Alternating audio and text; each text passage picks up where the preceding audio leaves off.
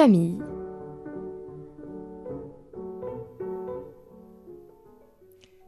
Elles sont toutes les trois lycéennes. Elles sont en seconde au lycée Talensac à Nantes et elles sont accompagnées dans le studio de Radio Fidélité par leur animateur en pastoral.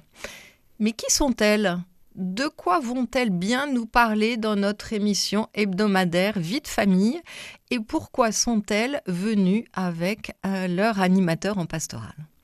Alors avant d'entrer dans le vif du sujet, une petite précision pour nos auditeurs concernant ce mot de pastoral. C'est quoi la pastorale dans un lycée catholique ? Alors on pourrait dire que ce sont des activités ouvertes à tous les élèves, quelle que soit leur conviction, qu'ils soient catholiques ou non, avec peut-être trois objectifs. Alors permettre à des jeunes de connaître la vie de Jésus et ce qu'il a à nous dire. 2, offrir aux élèves chrétiens qui le souhaitent la possibilité aussi d'approfondir leur foi. Et puis 3, de manière générale, faire grandir en humanité le plus grand nombre possible d'élèves, tout un programme. Aujourd'hui, je suis très heureuse d'accueillir dans le studio Ève-Marie, Margot, Luna et Tanguy Louvel, leur animateur en pastoral. Bonjour à tous les 4. Bonjour Isabelle. Bonjour. Bonjour. Et merci de nous partager aujourd'hui votre expérience. Vous êtes là pour nous parler de la boîte à talents, une façon de vivre la pastorale de manière originale à travers la création et l'animation de vos propres podcasts. Une émission proposée et animée aujourd'hui par Isabelle Boulan. Alors, je vais commencer par Tanguy. Vous êtes donc animateur en pastoral depuis le mois de septembre à Talensac. C'est un lycée du centre-ville de Nantes. Et je crois que ce n'est pas votre seule casquette, car j'ai vu que vous étiez à la fois éducateur, enseignant, réalisateur de documentaires. Vous avez aussi dirigé les Petits Chanteurs à la Croix de Bois. J'ai peut-être oublié des choses. Quel est le fil conducteur de toutes ces fonctions passées et présentes, Tanguy ? Alors, j'aime bien résumer les choses en disant que éduquer et réaliser, c'est révéler le beau. Voilà. Donc ça, c'est mon leitmotiv, c'est ce que je veux faire par ma vie, par tout ce que je fais. Un attachement à l'esthétique ? Le beau, oui, esthétique, c'est sûr, mais davantage le beau qu'il y a en chacun de nous. Donc révéler le talent de chacun et ce que l'on cache parce qu'on n'a pas envie ou pas, on n'ose pas le montrer. Oui, il y a beaucoup de ça aussi, parce qu'on va bien sûr parler de la boîte à talents. Et il y a cette idée aussi, peut-être, de s'élever, c'est ça ? Oui, c'est ça. Quand on révèle le beau qui est en chacun, évidemment, ça élève le regard déjà. Et ensuite, ça permet à l'âme aussi de briller. Oui, donc il y a cette idée-là, aider à se dépasser et aider aussi la jeunesse à se dépasser. Oui, aujourd'hui, on a effectivement, alors ça c'était dans un de mes précédents films documentaires, on a un regard sur la jeunesse parfois pessimiste ou négatif. Or, si on fait vraiment attention, on voit vraiment de belles choses et des jeunes qui sont enthousiastes, qui croient en la vie, qui ont envie de s'investir, de s'engager. Et donc, en fait, voilà, c'est ce qu'il faut montrer et ce dont il faut prendre conscience. Exactement. Et tout ce dynamisme et toute cette énergie qu'ils ont en eux, et effectivement les éveiller à se dépasser et à se tourner vers le beau, en effet. Alors, vous avez mis en place la boîte à talents à Talensac. Exactement. Et qu'est-ce que c'est ça ? Alors, la boîte à talents, on a commencé donc l'année avec je reçois en fait chaque classe de seconde, ou chaque groupe de seconde, une fois tous les 15 jours. D'accord. Ça me fait 14 groupes au total, donc d'élèves. Rien que ça. D'une quinzaine de 15 à 20 élèves à chaque fois. Et l'objectif de ce temps de pastoral, c'est vraiment, comme vous l'avez résumé tout à l'heure dans ce mot pastoral, c'est vraiment l'accueil de tous dans sa différence et de permettre à chacun de grandir humainement. Et je trouvais que pour le faire, il y a le média podcast et pouvait être intéressant à mettre en œuvre. Oui. Et je l'ai proposé à Madame Eljanati, la chef d'établissement, au conseil de direction. Et évidemment, c'est un projet qui a été porté par tout le monde et qui a vu le jour assez vite parce qu'on a commencé à enregistrer nos podcasts à la deuxième quinzaine de septembre. Ah oui. Donc ça s'est fait rapidement. Ça s'est fait rapidement. Et quels sont, je m'adresse à vous, Luna, Margot et Ève-Marie, quels sont les thèmes abordés? Qu'est-ce qui veut en parler? Ève-Marie peut-être? C'est des sujets très variés. Oui. Ça peut parler de beaucoup de choses, le stress, l'amitié, le pardon. Ça peut être sur plein de thèmes variés, plus ou moins personnels, sur des avis différents. Enfin, on peut sur plein de choses différentes. Oui, plein de choses différentes. Et puis on disait hors antenne, on disait que c'était des sujets sur lesquels vous discuteriez pas forcément avec vos camarades en dehors des podcasts. Est-ce que vous confirmez ça? Oui. Le prochain cours, on verra le racisme, par exemple. Oui, Luna. Donc le racisme au prochain cours. Et ça, c'est un sujet dont tu parles pas forcément avec tes camarades? Non, pas vraiment. Oui, tu te dis pas, tiens, on va parler du racisme. Non. Donc c'est une occasion. C'est une occasion d'en parler. Est-ce que, Margot, est-ce qu'on prépare les thèmes avant une émission? Ça se passe comment? Pas du tout. Le prof nous demande quel thème on voudrait aborder au début de la séance et après, il y a des volontaires ou pas qui viennent s'installer au micro et tout nous sort pendant l'heure. Ah oui, il y a beaucoup de spontanéité, donc vous confirmez, oui. Tanguy? Alors effectivement, moi j'ai quand même mes fiches prêtes de prête pour, oui, j'imagine. pour mes émissions. Donc en fait, j'ai 30 thèmes différents, oui. 30 thématiques différentes. Effectivement, comme l'a dit Ève-Marie, sur des sujets de l'amitié, en fait tout ce qui fait la vie des jeunes. Voilà. Oui. J'essaie en 30 thèmes d'aborder les sujets que peuvent avoir les jeunes aujourd'hui. Et je leur pose... Alors, moi, j'ai un ordre précis parce que l'idée, c'est que chaque groupe puisse aborder chacun des thèmes. Oui, d'accord. Et donc, dans le courant de l'année. Et donc là, quand même, au début du temps de pastoral, je leur demande si le thème leur convient, s'ils veulent changer, on peut changer. Voilà. Mais c'est spontané, puisqu'ils n'ont pas préparé l'émission avant. C'est vraiment l'objectif, c'est d'avoir la parole la plus spontanée possible et la plus sincère. La plus sincère et la plus vraie possible. Oui. Oui. Et vous-même, Tanguy, comment est-ce que vous arrivez à trouver les thèmes, puisque vous dites que ce sont des thèmes qui intéressent la jeunesse, mais comment vous vous inspirez de quoi alors de lecture, de discussion aussi que j'ai avec eux. Alors j'ai aussi des enfants qui ont leurs âges, donc forcément c'est un peu plus facile. Ça aide, ouais.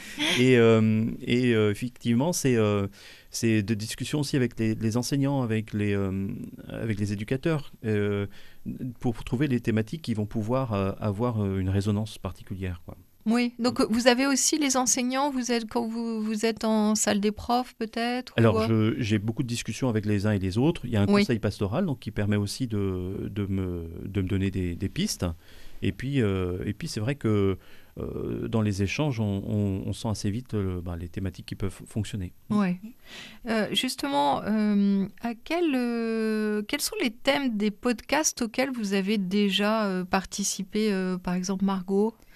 J'ai participé à l'amitié et à celui d'hier, mon plus beau souvenir d'enfance. Ah, c'est magnifique ça. Et alors, le plus beau souvenir d'enfance, on peut le connaître? J'en ai cité plusieurs. J'avais cité la naissance de mon frère. Ah oui. Aller à Disneyland avec ma famille. Et le troisième, c'était passer tous mes étés à Noirmoutier dans la maison familiale avec mes cousins, mes cousines que je retrouve chaque été. Ah oui, que des bonnes choses qui construisent en fait. Oui. Et donc le fait d'avoir identifié ces beaux souvenirs d'enfance, c'est un exercice que tu avais déjà fait ou tu t'étais déjà posé la question? Non, c'était des souvenirs qui m'ont marqué, que j'avais beaucoup apprécié parce que j'aime beaucoup passer du temps avec ma famille. C'est quelque chose d'essentiel pour moi et j'aime beaucoup ça. Oui, et on le voit effectivement dans les exemples que tu as cités, Margot. Et Tanguy, alors vous avez dans votre format, vous rapportez une parole du Christ ou une parole de l'Évangile en lien avec... alors là, qu'est-ce que vous avez fait pour les beaux souvenirs d'enfance ? Les beaux souvenirs, c'est comment dire, c'est la parole, c'était de l'Évangile de Matthieu, laissez venir à moi les petits-enfants, c'est forcément lié à ce lien que l'on a avec l'enfance et avec cette caractéristique de la spontanéité, de la naïveté aussi, de l'enfance. Ah oui, d'accord. Donc vous avez fini. Donc en fait, dans votre format, une fois que le débat est terminé, c'est plutôt à la fin ? C'est plutôt à la fin. Alors, il y a vraiment un canevas assez précis à chaque fois. Je commence toujours par une citation soit d'un artiste, d'un auteur, qui nous lance sur le thème. Ensuite, on approfondit avec des questions personnelles pour chacun des élèves. J'ai 3 invités à chaque fois. D'accord. Plus un micro... Ah oui, c'est ça. Alors ça, c'est intéressant parce que il y a le reste du demi-groupe de la classe qui participe aussi. Qui peut participer. C'est vraiment l'objectif de donner la parole à chacun, à ceux qui le souhaitent, parce qu'on ne peut pas obliger évidemment quelqu'un de participer. Mais j'allais dire, ils participent aussi parce qu'ils sont présents. Oui. Ils sont attentifs. Plus ou moins. Il y a des moments où ils sont moins quand même. Ouais, c'est ça. Oui. Mais dans la réalité du terrain, c'est ça. Mais quand même, de manière générale, ils sont assez attentifs et ils suivent quand même la conversation parce qu'ils interviennent un moment ou un autre, soit ne serait-ce que par un non de la tête ou un oui. Donc, voilà, je vois le ils studio, sont quand même là. Oui. Et j'essaye d'inclure le studio dans le débat. Et donc après cet échange, on a une pause musicale. À chaque fois, je leur propose un titre de pop louange pour leur faire découvrir un peu ce genre musical. On reprend ensuite avec une question un peu débat. J'essaye de trouver des questions un peu clivantes pour pouvoir c'est ça, trouver un échange un peu qui parfois peut être aussi assez tendu. C'est assez amusant. Il y a des sujets qui peuvent être sensibles. Et après ce débat, je propose en fait un passage de la Bible. Donc je vais chercher des passages qui ont lien avec le sujet, et puis on conclut l'émission. Le fait qu'il y ait un passage de la Bible, est-ce que ça vous marque l'une ou l'autre d'entre vous ? Oui ? Donc tu dis oui, Luna, parce que tu t'en souviens après, ou alors Pas toujours. Pas toujours, mais sur le moment, ça veut dire que ça te marque sur le moment. Oui, parce qu'en plus, je suis pas catholique. Oui. Mais c'est quand même très intéressant de voir que il y a une trace quelque part de justement ce dont on est en train de parler. Ah oui, c'est passionnant là ce que tu nous dis. En fait, tu réalises que quelqu'un a déjà abordé le sujet et ce quelqu'un s'appelle Jésus. Et oui, en effet. Alors, ça va être le moment bientôt de notre pause musicale. Vous avez choisi Open.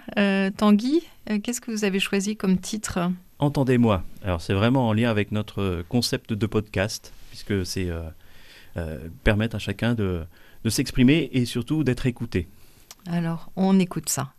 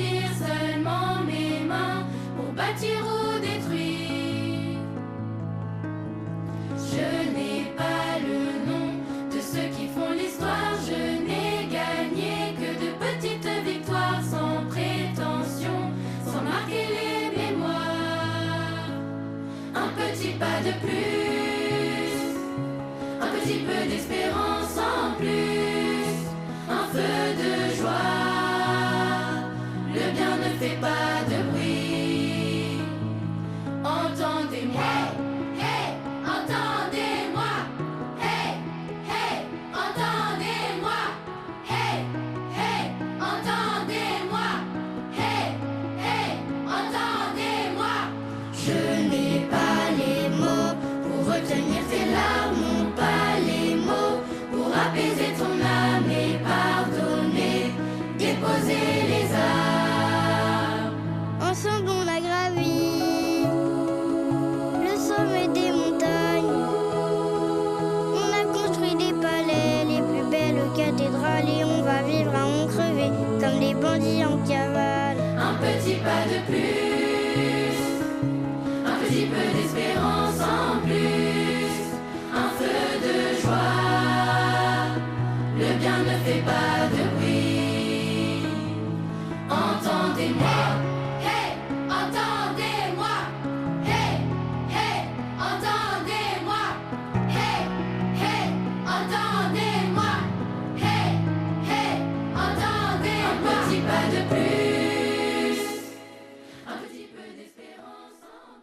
Vous êtes bien dans Vie de famille et nous parlons de la façon dont la pastorale peut rejoindre les jeunes de manière originale, notamment grâce à la création de podcasts. Et nous sommes en présence de 3 jeunes du lycée Talensac du centre-ville de Nantes et de leur animateur en pastorale.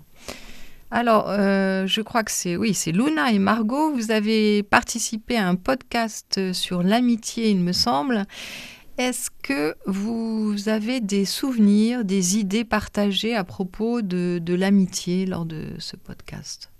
Rien ne vous vient ? Alors, moi, j'ai entendu qu'il y avait une question de temps dans l'amitié. Oui. Oui. Tu es d'accord avec ça, Margot ? Oui. Qu'est-ce que tu peux dire là-dessus ?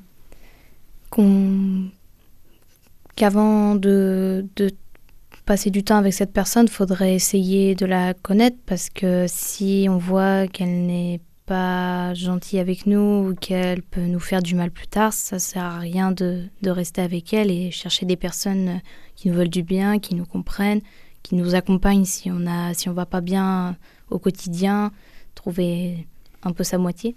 Exactement, oui. Donc, une amitié, c'est pas une camaraderie comme ça, c'est quelque chose de particulier. Hein. C'est le temps d'avoir des affinités. Oui, Luna, c'est le temps d'avoir des affinités, donc ça prend du temps. Hein. On passe du temps aussi avec un ami. Je crois que vous avez dit ça, et ce que je voulais souligner, c'est une phrase qui a été dite dans ce podcast. On ne perd pas de temps avec un ami, on en gagne. Qu'est-ce que vous en pensez ?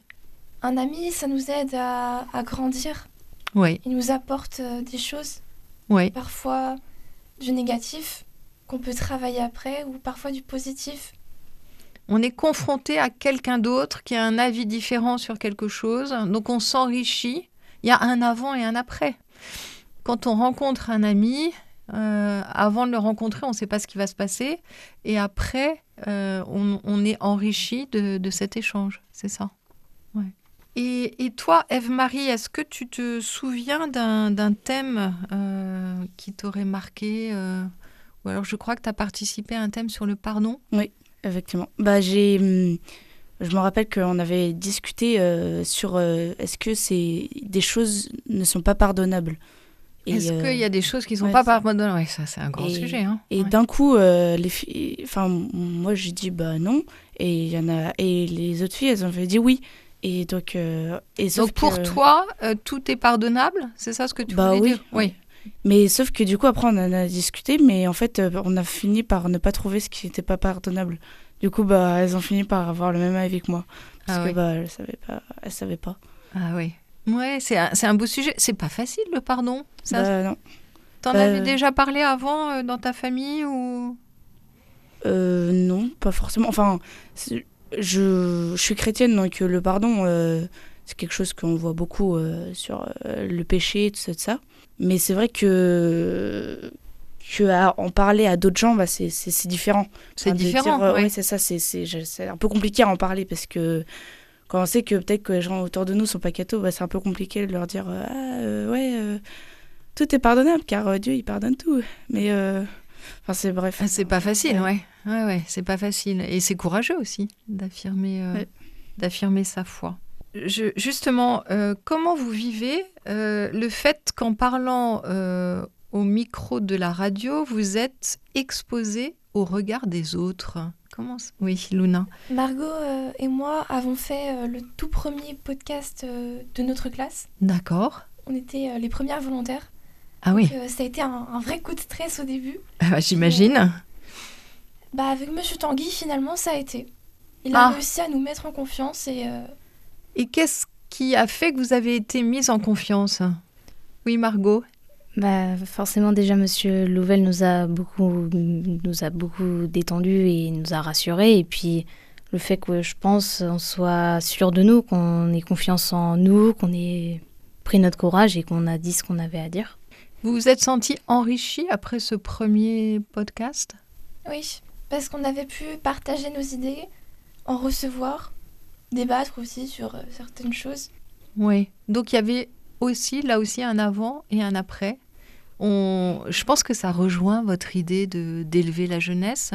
Oui, et puis À partir du moment où on leur donne l'occasion de s'exprimer, ils ont vraiment la liberté de le faire et ils l'apprennent, donc ils s'expriment.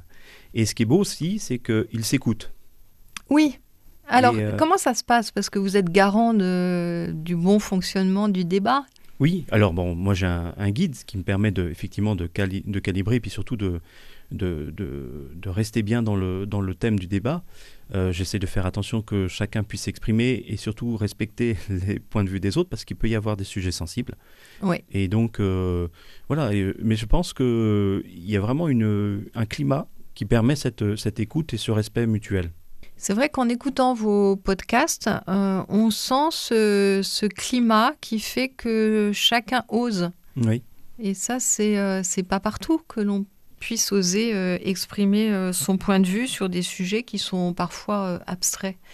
Est-ce que vous vous souvenez d'autres sujets auxquels vous auriez participé, d'autres podcasts?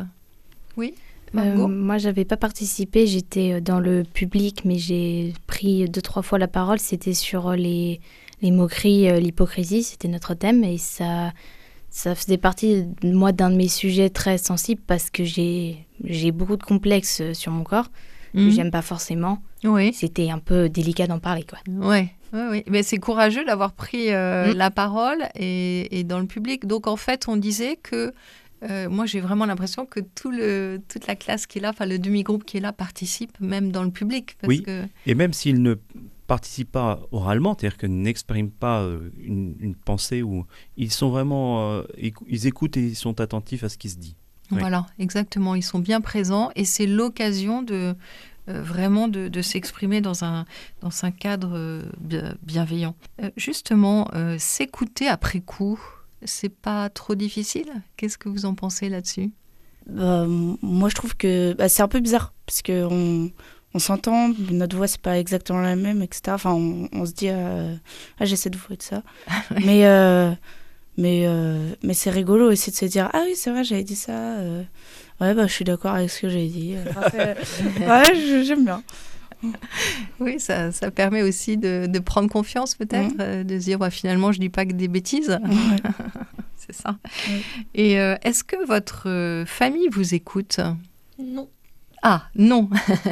Alors, Luna? En fait, j'en parle à personne, donc ils peuvent pas savoir. Ils peuvent pas voir où c'est. Tu crois qu'ils ne peuvent pas aller sur le site du lycée et puis cliquer sur podcast? Alors, ma maman, je ne sais pas si elle penserait à aller sur le site du lycée. Bon. Déjà, donc non. Donc non, pour Luna. Margot, est-ce qu'ils écoutent la famille? Est-ce qu'elle écoute? J'ai fait écouter le tout premier podcast justement sur l'amitié à mes parents.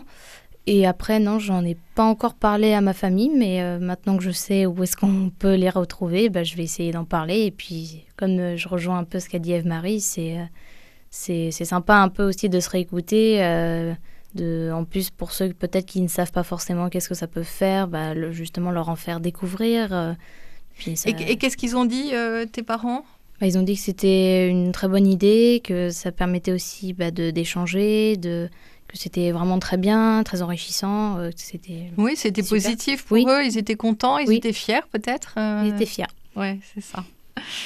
Et vos camarades, est-ce qu'ils vous écoutent? Ça dépend. Ça dépend desquels.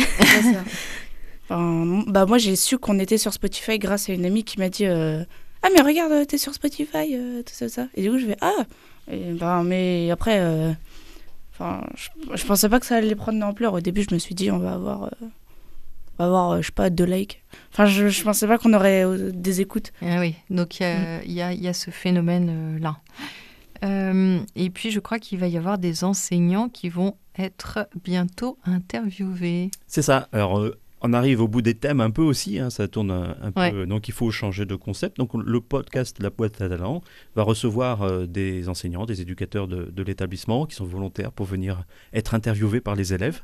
Ouais. Et en fait, ça permet aux élèves de découvrir leur enseignant d'une autre manière, avec un autre regard. Et ça permet aussi aux enseignants, alors qu'ils les écoutent, ils écoutent bien les podcasts, de venir rencontrer leurs élèves d'une autre manière aussi. Exactement, et de mieux les connaître. Oui. Oui, mieux les connaître.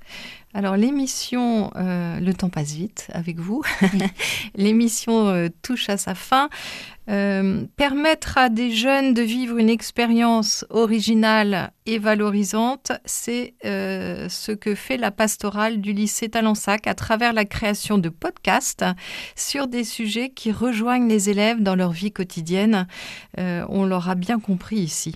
Et c'est aussi permettre à ceux qui ne connaissent pas le Christ de comprendre un peu mieux son enseignement et la façon dont il peut nous toucher. Écouter les podcasts de la boîte à talents, eh bien, c'est une occasion rêvée pour nous connecter à une génération créative, spontanée et très sincère dans ses propos. Merci à nos 4 invités de nous avoir partagé cette aventure. Vous pourrez réécouter cette émission en podcast sur le site de Radio Fidélité, sur les plateformes comme Deezer, Spotify ou YouTube. Merci à vous, chers auditeurs, pour votre écoute. Je vous dis à la semaine prochaine pour une nouvelle émission de Vie de famille.